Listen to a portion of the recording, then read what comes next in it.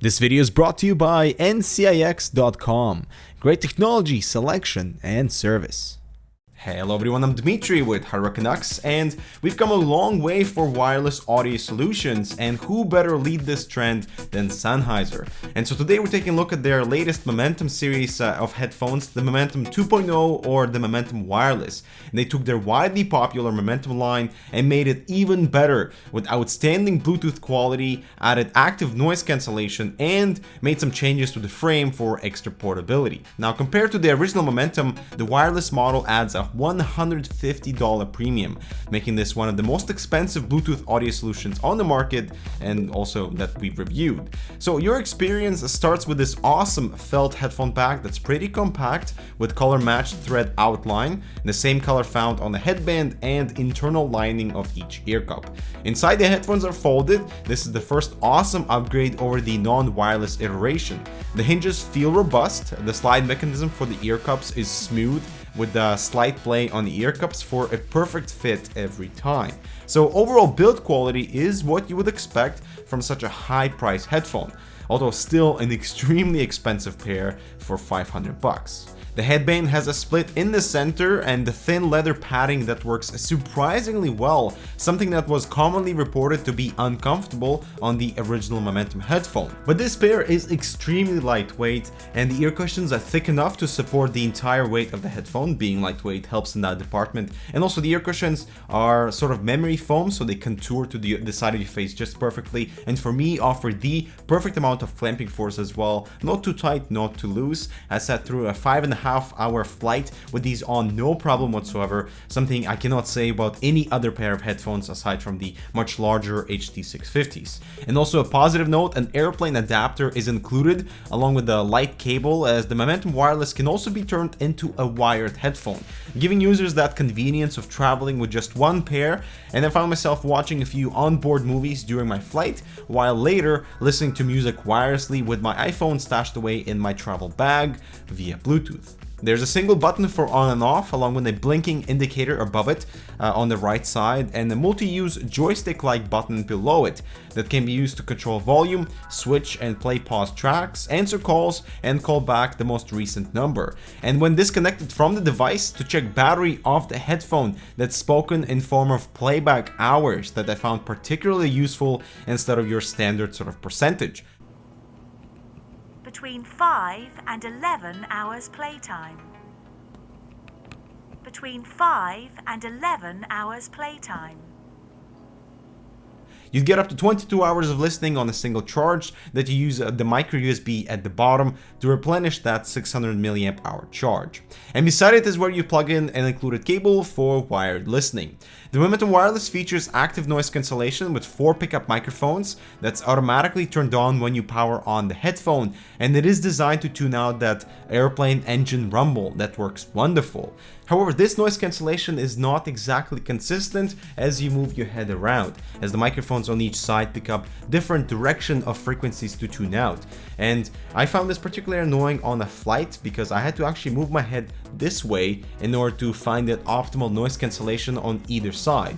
Whereas sitting just straight standard forward, looking forward, made this ear cup more noisy than the other, and that was a little bit unpleasant for a 6-hour flight, having a little extra rumble on this side but perfectly silent on that side. And as you can imagine, sitting this way on a 6-hour flight is just not possible for your neck.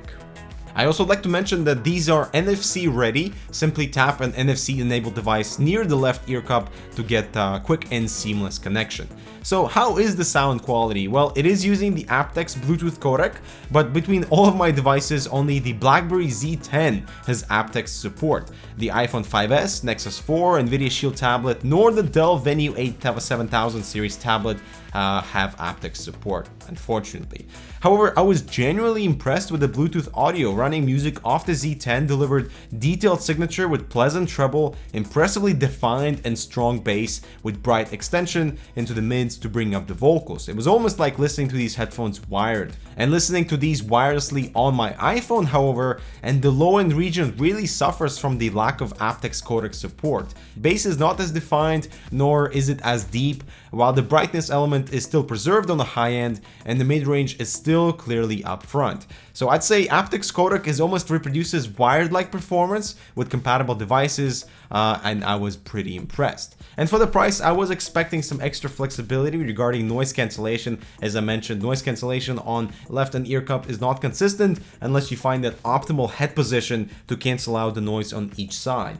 I was expecting vocal pass-through to be enabled when using this headphone for answering calls, for example, as there are two microphones to pick up your voice clearly. However, imagine noise cancellation is enabled, these isolate pretty well already, so you can't hear yourself what you're saying, especially if you're in a noisy environment. Even right now, I'm very muted, and it's kind of annoying not to hear yourself when you're speaking on the phone, for example. That feature enabled would be very appreciated. And lastly, I was expecting the controls on the side of the headphone to be still operational when using the wire. You can't use the joystick to switch tracks, to adjust the volume, and to do anything. It has to be done through the phone. You can still enable noise cancellation. You can still turn them on with the wire, but not having this ability to adjust things on the fly through the headphone itself is kind of annoying, considering for the price. You're paying $500 for something like this, and perhaps an additional cable that has inline controls would be nice.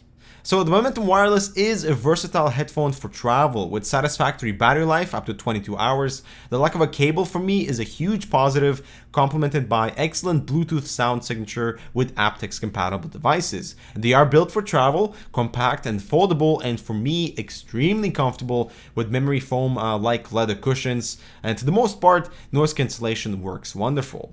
They are an extremely expensive pair though, and when I found out that noise cancellation is not optional, it's automatically turned on when you power on the headphone, and you can't use the controls when in wired mode, I was a bit disappointed considering the price. I am happy though that the wireless Momentum version is now on the market, but sadly it's not perfect, and it should be for $500.